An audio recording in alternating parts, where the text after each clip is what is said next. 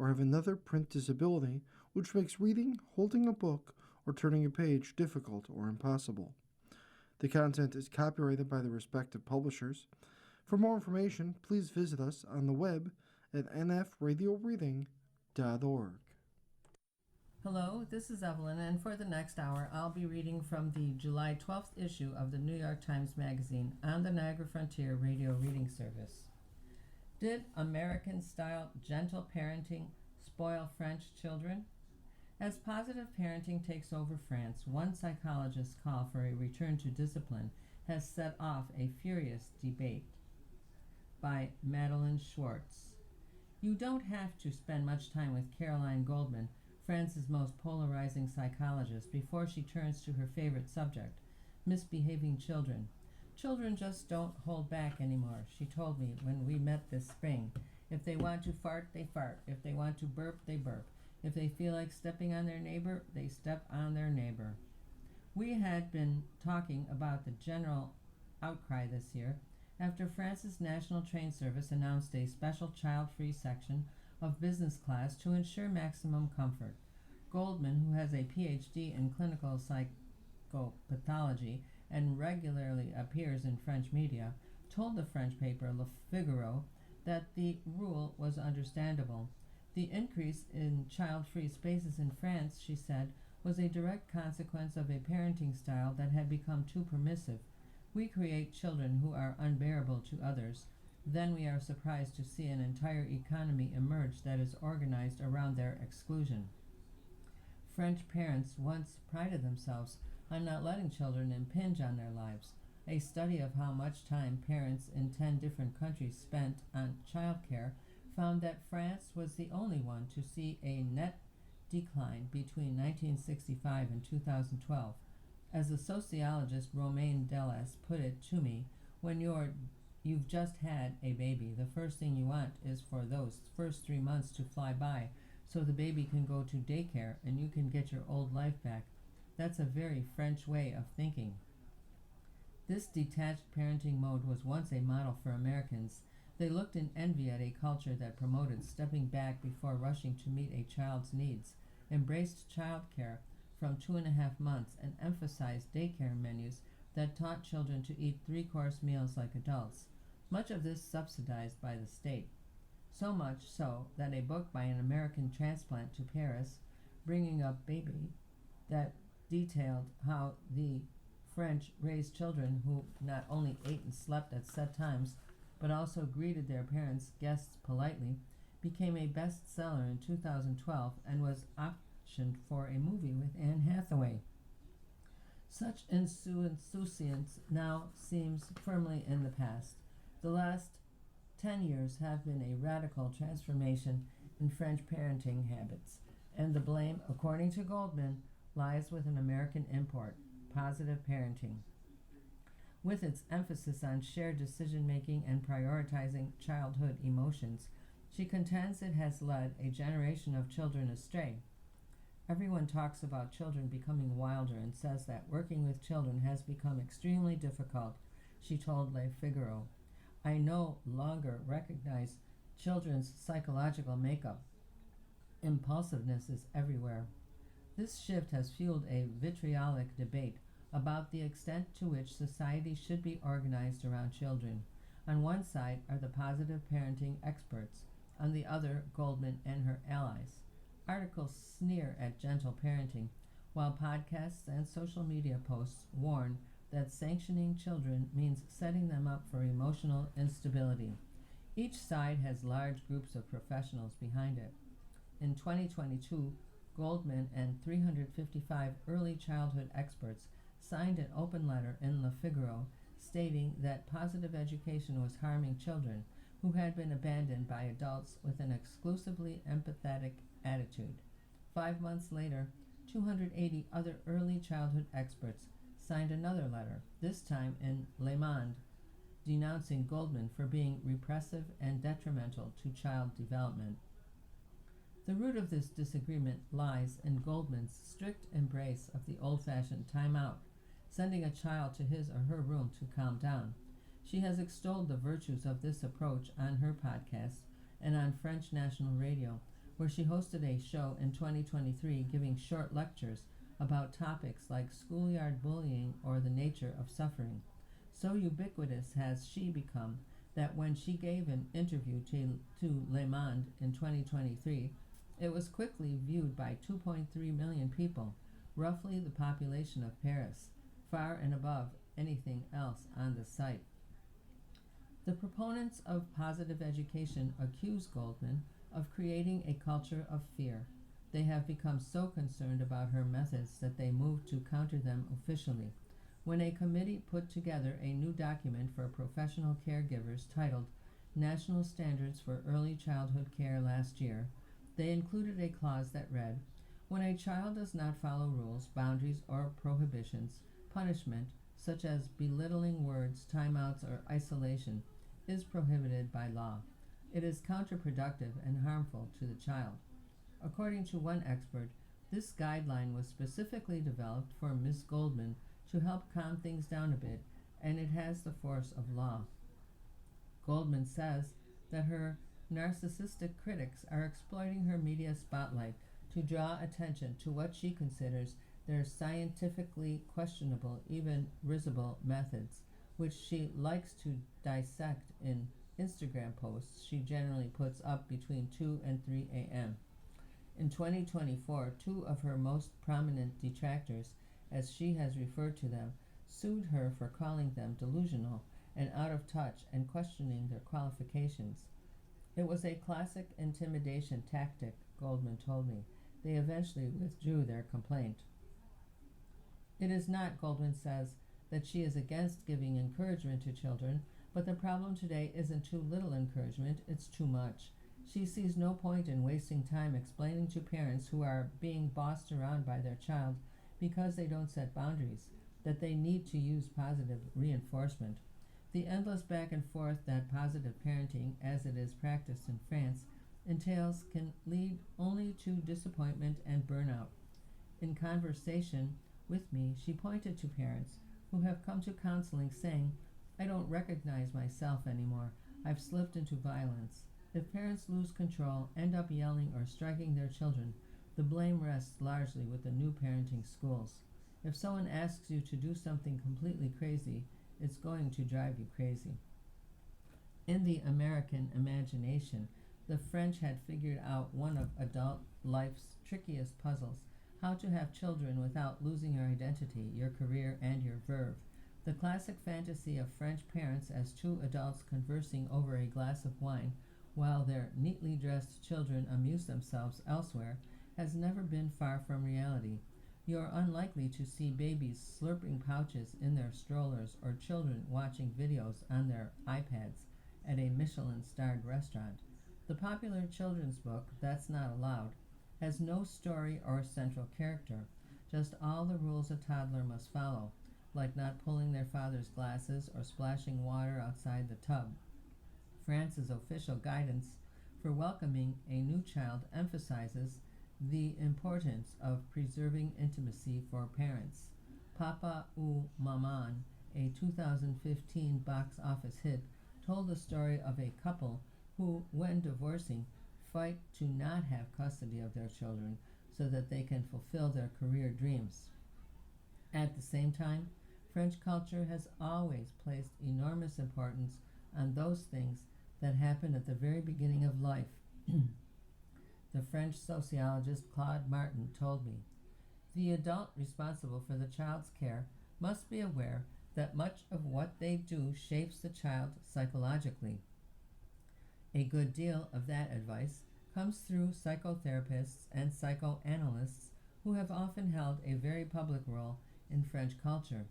In the 1970s, François Dolto, a psychoanalyst and friend of Jacques Lacan's, who had a popular parenting radio show, began promoting the revolutionary idea that children were people in their own right. She advocated talking with and listening to them, treating the child as a person capable of understanding, still a new idea at the time, was central to developing their psychological health. But even as parenting culture began to shift, it remained rooted in the country's rule-bound Catholic heritage. Dalto herself emphasized the nuclear family and fixed gender roles. Corporal punishment for children was outlawed in France only in 2019 with a new amendment that forbade physical or psychological violence under any circumstance. As late as 2024, a survey of 1,007 parents found that 60% believed that this law was an intrusion of the French state into private matters. Positive parenting first began filtering into France from the United States through professional training programs in the 1990s, Martin told me. As the practice made its way across the Atlantic, Isabelle Filiozat, a self-described leading figure of the movement in France, had about 15 books translated from English to help French parents listen more closely to their children. Filiozat, who has an eclectic background, says that French therapists accused her of being too American. She had studied psychotherapy but was drawn to the new trends I was hearing about in the English-speaking world, she told me. She trained in transactional analysis, a departure from psychoanalytic theory that emphasizes social interactions. She studied bodywork and neuro-linguistic programming, an approach to communication and therapy that some consider a pseudoscience. In 2006, she began to offer courses at what she called the School of Relational and Emotional Intelligence, now part of the Filiozat Institute in Emotional Intelligence and Empathetic Communication. While there has never been a bringing up baby American style for France, Filiozat has written more than 50 books, one of which sold 500,000 copies. As vice president of the first 1,000 days, the official French Guidance Committee on Raising Children Under 3, she is regularly consulted by the government on childhood health. France is gradually making progress, Filiozat says, but it's a huge ship, and as you know, it takes a while to turn around. Filiozat says that she was inspired in part by her own parents, who grew up in abusive households, to bring empathy and respect to French parents. She dispenses advice on podcasts and YouTube shows that attract thousands of listeners eager for guidance on how to deal with kids having meltdowns at the supermarket or refusing to change out of their pajamas to go to school. It's easy to spot parents who follow her mode of advice. They hug a yelling child, a magic tool, she says, or formulate every suggestion in a positive way. Let's keep our hat on. Much of what Filiozat proposes will seem familiar to American parents. No matter the situation, Filiozat immediately turns to what the child must be experiencing. Asked on a talk show about a 2-year-old who is hitting his mother as she tries to change him, she counseled the mother to tell the child, "Stop." But she then said that instead of telling the child not to hit, it was important to identify what the mother had done that inadvertently or not encouraged the behavior. Children don't like to be lying down to have their diaper changed, she continued. To have your diaper changed is a situation of lack of power.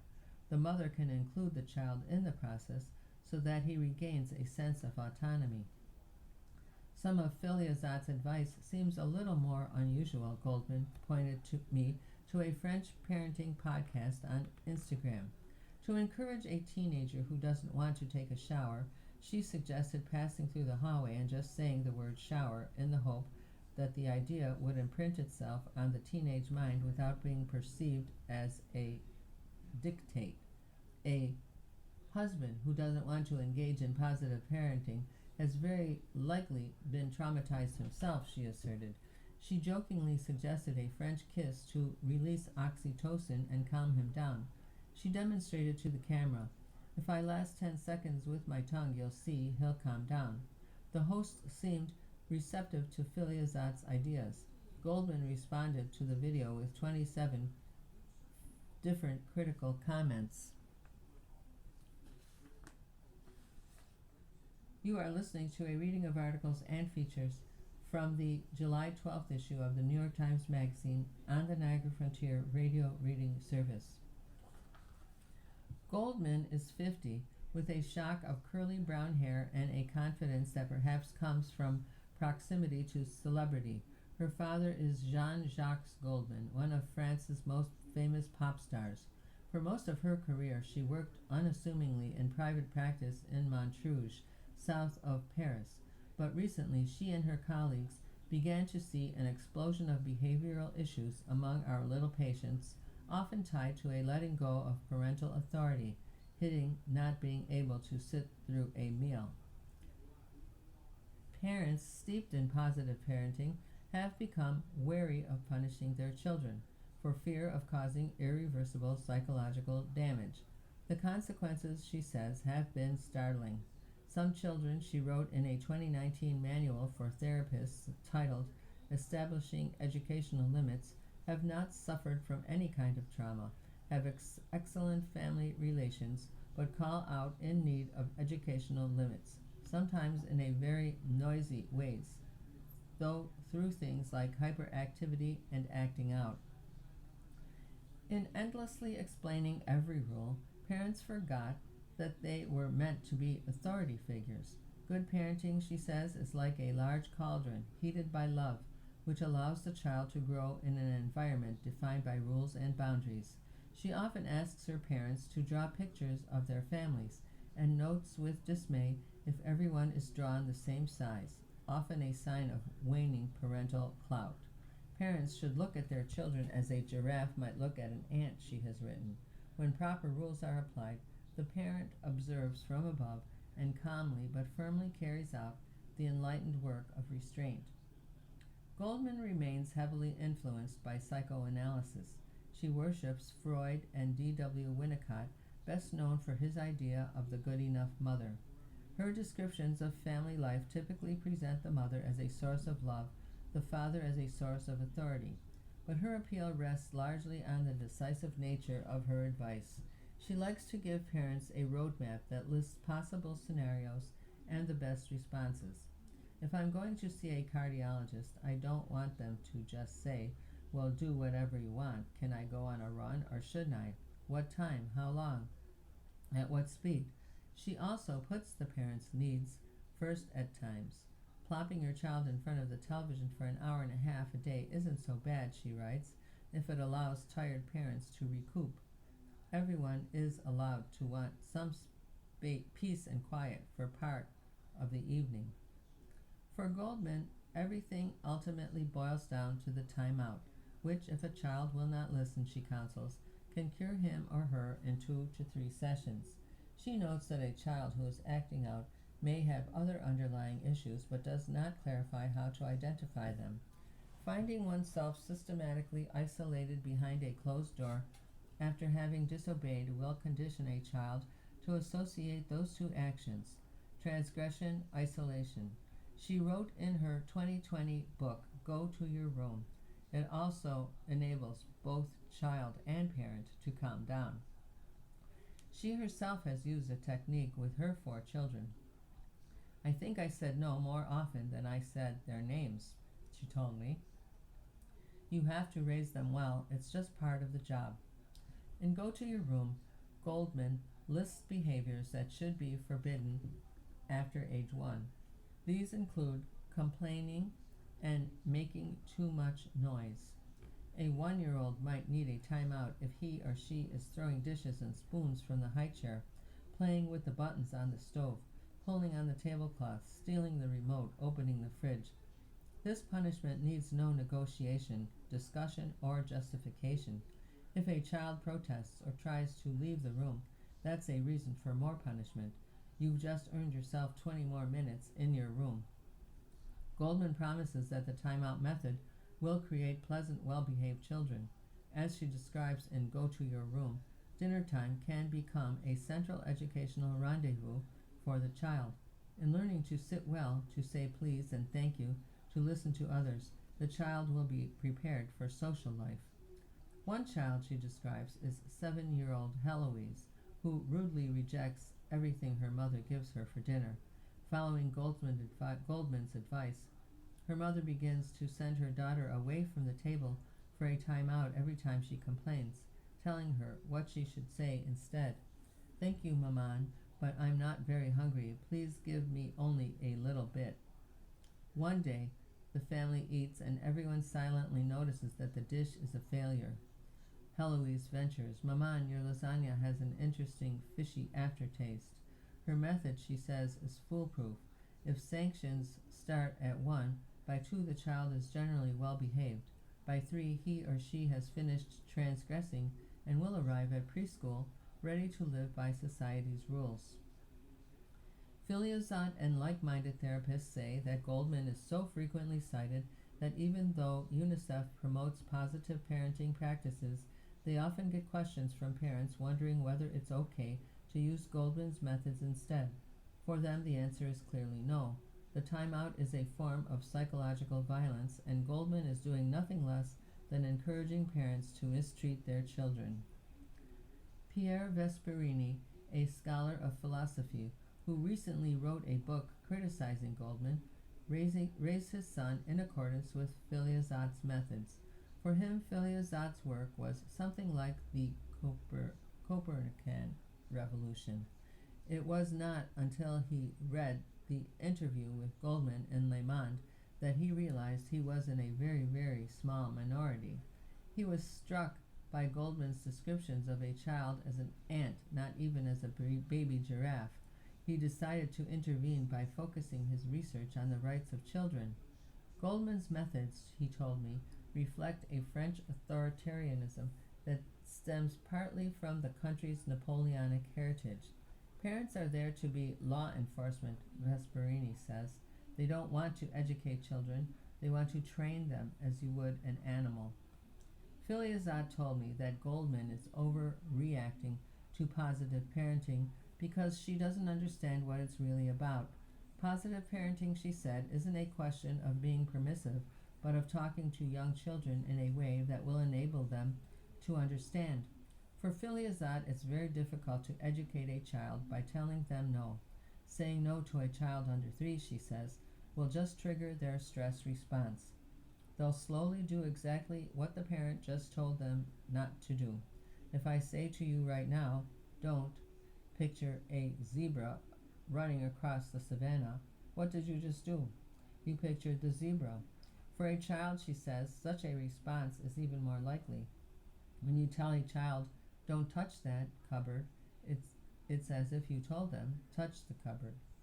Catherine Gouguin, a pediatrician who also regularly faces off with Goldman in the media, says that good behavior comes from explaining rules in detail, not from administering punishments.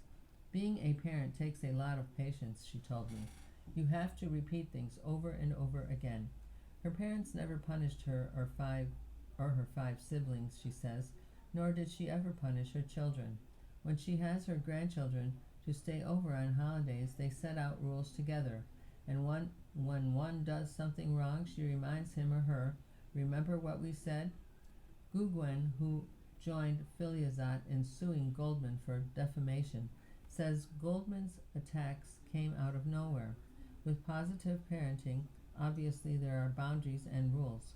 We wanted her to stop saying nonsense about us. The problem isn't children, according to Philizot, it's how society supports them and their parents. Parents today face challenges that earlier generations didn't. They are often far from extended family and are confronted with an overwhelming amount of contradictory parental advice. Children are different too, she notes. There's a rise in neurodivergence, and she believes that screen time and ultra-processed foods may increase childhood hyperactivity.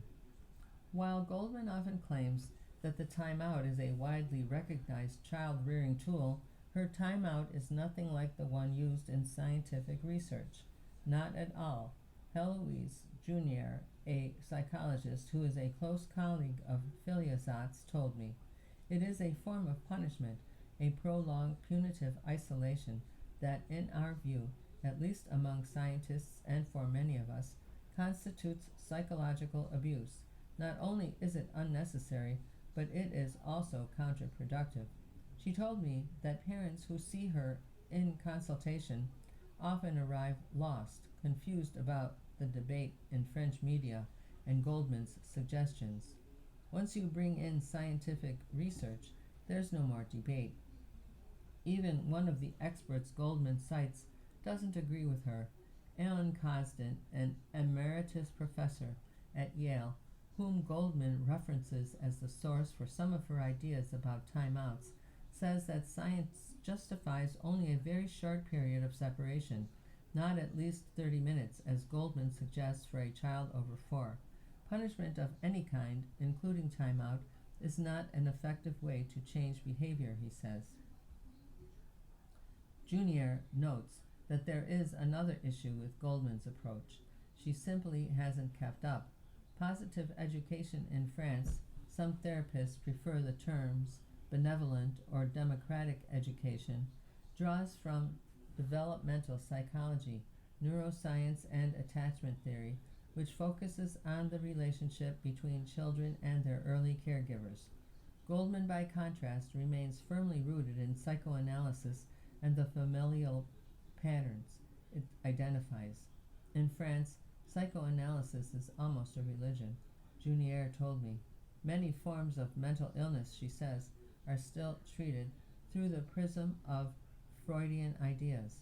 She believes that part of the reason Goldman has so many supporters is that psychoanalysts worry that their credibility is declining. In 2023, Goldman gave a series of talks on France Inter, a public radio station, many of which rejected settled science on children's mental health. Depression, she said, came from a lack of love. The diagnosis of ADHD supported Big Pharma. Gender dysphoria stemmed from shame. Mental disorders, she has insisted, are often triggered by parental behavior. The interviews alarmed many listeners and experts.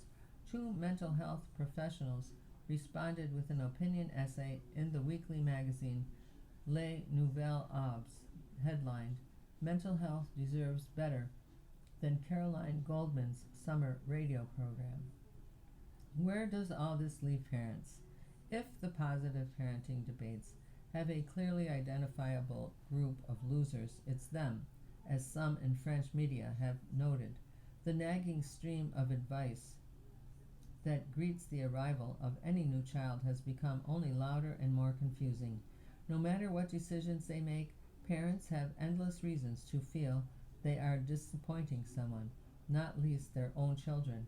They could always have done better, been firmer, been gentler, said no, said yes. Over the past few years, the number of people becoming parents in France has precipitously declined. In 2025, the total number of deaths surpassed the total number of births for the first time since World War II. President Emmanuel Macron has spoken of the need for demographic rearmament to keep procreation going. At the same time, the support network for parents has begun to falter. Cuts to government programs have transformed French early childhood education and care for mothers. Maternity wards have been shuttered, daycares understaffed. For some watching the positive parenting debate from the sidelines, these larger questions have sharpened the virulence of the exchange. As Martin, the sociologist, has noted, when support systems decline, it is parents who tend to be blamed. There are cultural headwinds too. No matter how much France leans toward positive parenting, the line between the world of adults and the world of children is far more clearly delineated there than in the United States. Dellis, the sociologist, told me there is so little social value given to being a parent in France that French parents have come to suffer from what he calls parental pessimism, as they struggle to pretend that their children have not changed their lives. In one research paper, Dellis compares France with Sweden, where greater gender equality and openness to children in public spaces mean that parents and children can more easily coexist. 4% of Swedish parents say their children limit their freedom, Dellis told me. In France, the figure was 38%. You are listening to a reading of articles and features from the July 12th issue of the New York Times Magazine. on the Niagara Frontier Radio Reading Service. To those who see positive parenting as an endless series of demands, Goldman's timeouts promise a way to take back their lives. Parenting becomes not a practice that needs to be reinvented, but a task that can be mastered. Well-behaved children, success. Loud ones, failure. There's something hypnotic about the simplicity of her worldview. In conversation, I brought up the other stresses parents face: a lack of resources, anxieties about the future, the troubles of juggling ever-demanding jobs with a person they must protect. She always brought the conversation back to the badly behaved child. Larger problems could generally be distilled into questions of child rearing, which she said were very basic, common sense, or not rocket science. After a while, I wondered if her method was a form of wishful thinking.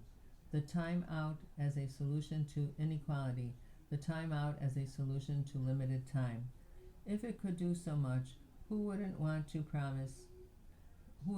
promote such an easy answer? After all, as she told me, all parents want the best for their children. I survived a cold plunge, and all I got was everything I ever wanted.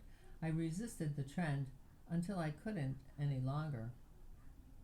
By Taffy Brodesser Ackner. You do not have time for this. You do not have time to sit in a 200-degree box as if you were a slice of leftover pizza. You do not have time to spend a half hour in a hotter than even standard sauna, then immerse yourself in a bath of water that extremely frozen, if not actual ice, shocking the eggshell of your sanity from the membrane of your gelatinous insides. You, meaning I, who have lately been thinking of myself as a you, truly do not want to do what is called cold plunging.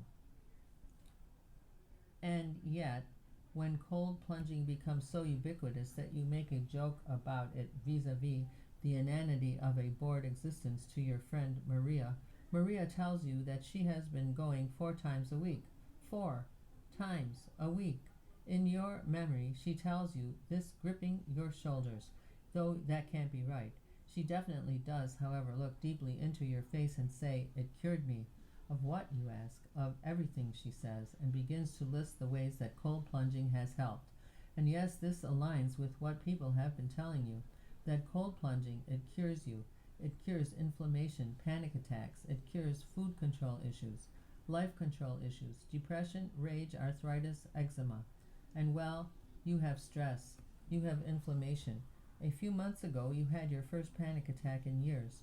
You are lately feeling held together by chewing gum and inertia. In this state, your snideness and irony dissipate, and you begin to wonder if despair is a thing that can be heated up, melted down, and washed away. So you tell Maria, let's make a date. To be clear, there's little to back up anyone's claims. You could point to some analysis about muscle recovery and stress reduction, but you would not want to mislead the reader into thinking that what you were able to find was particularly compelling or comprehensive. All the studies you read use the words slightly or marginally, so including them here would just be a trick to suggest that science has gotten involved. It hasn't. Scientific research is mostly fueled by the need to sell drugs that will cure diseases, and society is not yet dumb enough to pay more than the $5 a bag market rate for ice.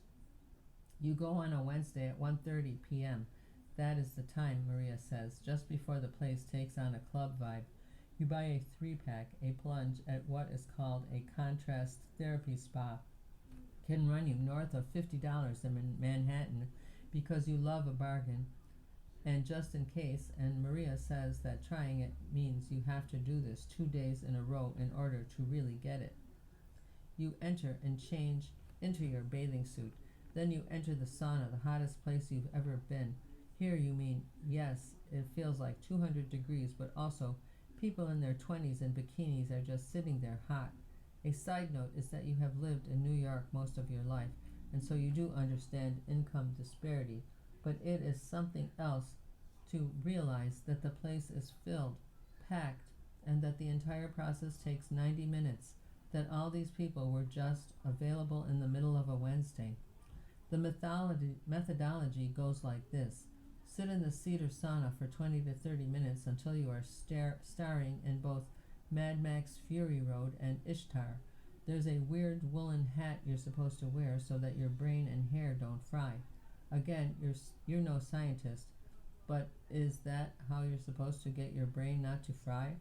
A serene woman enters and breaks a snowball of different essential oils over the business end of the mechanism that heats the room and then waves a giant towel around so it sweeps over you and into your nostrils and your pores, which have been steamed to the size of manholes. You leave and walk into the cold plunge room, where, upon Maria's advice, you don't wade in, you just do it. You plunge. The ice comes in like 100 knives, and you are so deeply unhappy, but then so deeply scared because none of this feels right. Why did you do this to yourself? Do you hate yourself? Does everyone else here hate themselves? This line of thinking only buys you 20 seconds or so, and so you are back to watching a giant clock as the seconds tick backward.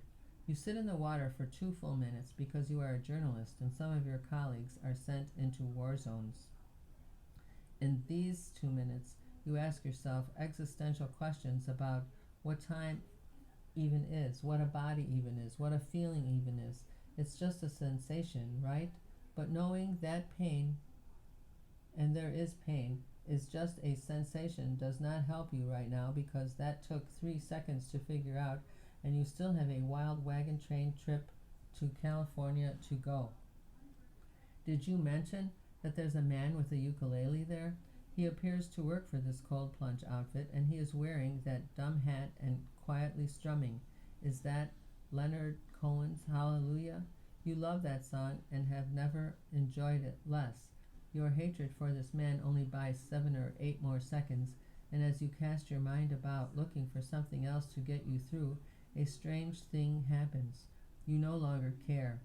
And then Maria calls it. 2 minutes, it's over, and you return to the sauna to repeat the cycle all over again. The next day you return with Maria, and now you stay in the cold plunge for 3 minutes because you can. You go through the 2 cycles, but the second time you leave the tub, and suddenly you feel so good, so shiny, so glorious. Something has happened to you. Something has happened to me, and I am a bright spark of energy and happiness. I stand in my stupid wool hat and my wet bathing suit, and I'm not cold. I'm just alive again. And I hug Maria, wet in her bathing suit, and you would think I would cry with the amount of emotion that welled in me, but instead I feel such joy, such absolute wholeness. I feel as if I will never in my life cry again. My body has forgotten how to be sad or worried. Now it's a month later, and I swear that this was all true when I thought it, and yet as I get away from the experience, I roll my eyes about it. I say it's all black magic and naked emperors. I forget what I knew when I was in there, which is that I don't always need to explain how the thing that I enjoy is enjoyable, how the thing that helped me is helpful. I forget how, 2 days later, my knees didn't hurt when I climbed the stairs. I forget that I am not so Calvinist that everything I partake in has to be helpful. And I put off writing this as long as I could because I do not want to be reminded of things that can happen when I make time for them, when I take a chance on something with no guarantees. I don't want to be asked to make sense of it because it doesn't make sense. But I did buy that 3-pack, and I'm going to go back again, and I don't want to hear a word about it. Why is Florida executing so many prisoners? In most of the country, executions are a thing of the past, but one state has been carrying them out at a record pace. By Pamela Koloff. This spring, Father Dustin Fedden began waking up in the middle of the night. Heart racing, he would stand at the bathroom sink in the dark, splashing cold water on his face until the feeling passed. For about a dozen years, Father Dustin had visited prisoners on Florida's death row as their appeals wound their way through the courts. Some had waited for decades, but the priest learned more or less how to accompany people through years of confinement and isolation without losing himself in their desolation. Then in January 2025, Governor Ron DeSantis began signing death warrants at an accelerated rate. What followed was the busiest period of executions in more than 8 decades in a state that has long been a stronghold of capital punishment. In November, DeSantis set the execution date for Frank Walls, one of the men Father Dustin was counseling. Walls was moved from death row at Union Correctional Institution, about an hour west of Jacksonville in the northeast part of the state, to nearby Florida State Prison. There he was placed in one of the 3 cells known as Death Watch that sit 30 feet from the execution chamber, and with that Father Dustin was drawn into the strange intimate work of accompanying a condemned person through the final weeks of his life.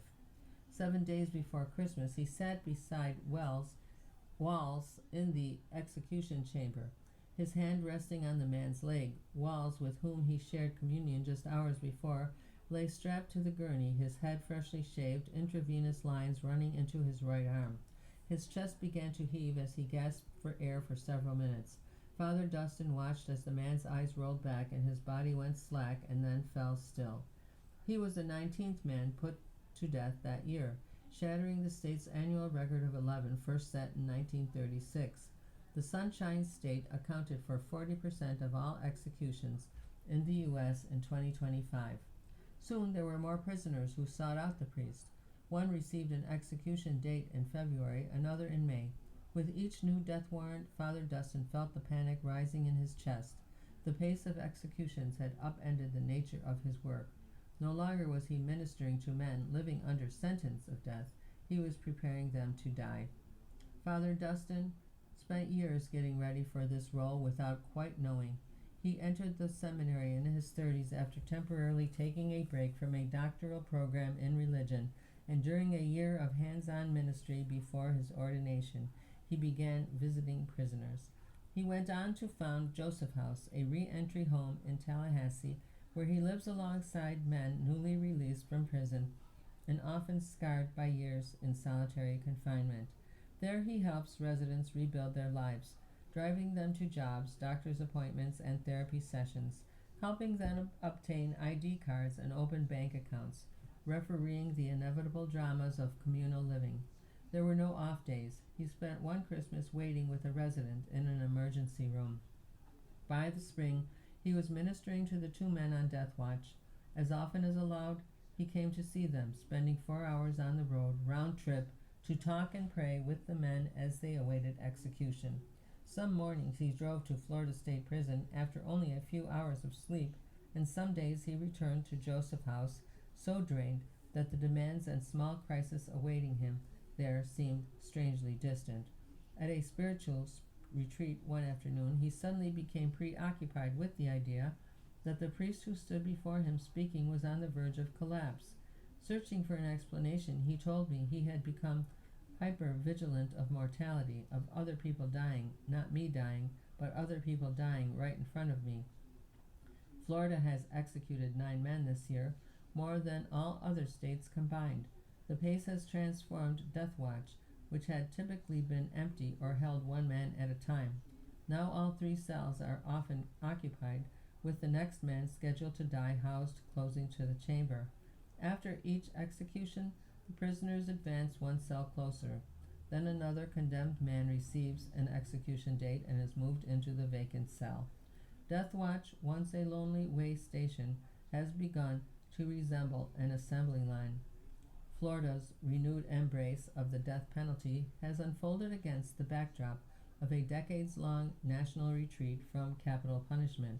33 states have either abolished the death penalty or not carried out an execution in at least a decade. New death sentences have dropped even more precipitously, with prosecutors in capital cases seeking them less often and jurors more likely to choose life in prison. Just 23 people were sentenced to death in the U.S. last year, according to the Death Penalty Information Center, compared with 307 in 1995. Support for capital punishment has been worn away by an accumulation of forces. The mounting number of death row exonerations, more than 200 since the early 70s, has made the risk of executing an innocent person impossible to ignore. The steep cost of capital prosecutions has forced many prosecutors to think twice before seeking death. The years of litigation required to obtain and defend a death sentence can add millions of dollars to a case. Decades of declining violent crime have further blunted the public appetite for executions. Support for the death penalty now stands at its lowest since 1972. A Gallup poll last year found that a majority of Americans under 55 opposed it. You are listening to a reading of articles and features from the July 12th issue of the New York Times Magazine on the Niagara Frontier Radio Reading Service. This July marks the 50th anniversary of the U.S. Supreme Court's decision in Gregg v. Georgia, which reinstated the death penalty, making it a defining feature of the American criminal justice system. But capital punishment has since lost its hold on the political imagination, with executions persisting in only a small number of states, including Texas, Oklahoma, Alabama, and Missouri. That retreat from capital punishment is apparent in governors' offices across the country. In 2000, Governor George Ryan of Illinois, a Republican, declared a moratorium on executions after the exoneration of 13 men who had been on death row before leaving office. He commuted nearly all death sentences in the state to life in prison. More recently, Democrats like Governor Gavin Newsom of California and Governor Josh Shapiro of Pennsylvania imposed or maintained moratoriums. In June, Ohio's Governor Mike DeWine, a Republican and a former prosecutor who helped write his state's death penalty statute, called for abolishing capital punishment there, concluding that it did not deter murder and abandoning his belief that it was morally justified. President Trump, by contrast, has long been one of the death penalty's most outspoken champions, making it a cornerstone of his law and order agenda. He resumed federal executions in 2020, ending a 17-year hiatus and reviving a punishment that had become an increasingly rare exercise of federal power. Before Trump took office, the federal government had executed just 3 people since '63. In the final 6 months of his first term, it executed 13. He returned to the issue repeatedly on the 2024 campaign trail, calling for broadening the categories of crimes eligible for execution by proposing death sentences for drug dealers, human traffickers, and migrants who kill American citizens. Hours after taking office in January 2025, he signed a sweeping executive order titled Restoring the Death Penalty and Protecting Public Safety, signaling that the White House intended to put the full weight of the federal government behind the revival of capital punishment. He instructed the Attorney General to pursue death sentences more aggressively, called on the Justice Department to challenge Supreme Court decisions limiting the death penalty, directed federal officials to help states obtain the increasingly scarce lethal injection drugs needed to carry out executions, and encouraged state prosecutors to seek capital punishment more often. Nowhere has the president's vision been pursued more relentlessly than in Florida, thanks to an unusual concentration of power in the governor's office. In most states that still carry out executions, the process follows a familiar legal path. Once a condemned prisoner has exhausted his appeals, courts, not governors, set execution dates. In Florida, however, the decision rests entirely with the governor, who decides whether and when to sign a death warrant for one of the state's eligible prisoners. DeSantis, like his predecessors, makes execution decisions behind closed doors. The state's Supreme Court has long held that setting execution dates is an exercise of the governor's executive authority, putting it beyond the reach of the state's otherwise expansive open government laws. As a result, there is no way to know what criteria DeSantis uses when he chooses who will be put to death. A Tampa-based attorney with the ACLU's Capital Punishment Project, Maria Di Liberto, told me he could be deciding who is next to die by throwing darts at a list of names, she said, or spinning a roulette wheel. The secrecy surrounding those decisions has left victims' families prisoners and their lawyers searching for clues about what principles, if any, guide DeSantis' selection process. How long a prisoner has spent on death row does not appear to be a deciding factor. DeSantis has bypassed prisoners who committed their crimes as far back as the 70s, scheduling the executions of men convicted of murders committed decades later. With no obvious overarching logic governing who is chosen next, the process has become a contest to attract or avoid his attention. Hoping to prompt him to issue a death warrant for Ronald Heath, convicted of the 1989 robbery and murder of a traveling salesman, the victim's family sent DeSantis custom blue Sharpies, his pen of choice for signing both legislation and death warrants. DeSantis subsequently did so, and Heath was executed on February 10th. In March, after the execution of a man named Billy Kearse by lethal injection took roughly twice as long as usual, lawyers for another man on death row, Chadwick Willesee, filed a public records request seeking information about the state's execution protocol. A week later, DeSantis signed Willesee's death warrant. That timing introduced more fear and uncertainty into an already opaque process.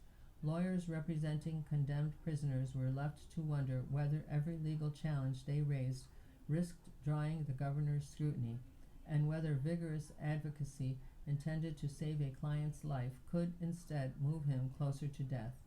DeSantis has offered little public explanation for the record number of executions carried out since 2025 on his watch. The acceleration is particularly striking because it came after years of relative inactivity. In 2019, the first year of DeSantis' governorship, Florida carried out 2 executions, and then 3 years passed without another. Though 6 men were executed in 2023, just 1 was put to death the following year before the pace abruptly ramped up in 2025. At a news conference in Jacksonville last November, a reporter asked him to explain the sudden increase.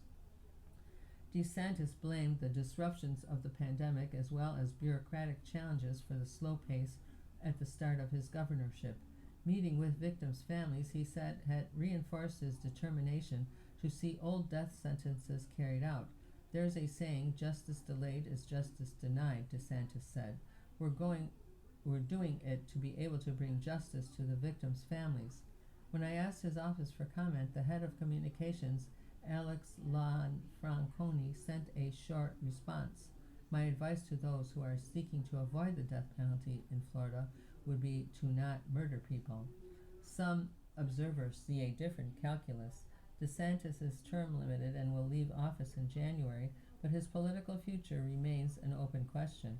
Since ending his campaign for the White House in 2024, he has worked to repair his relationship with Trump.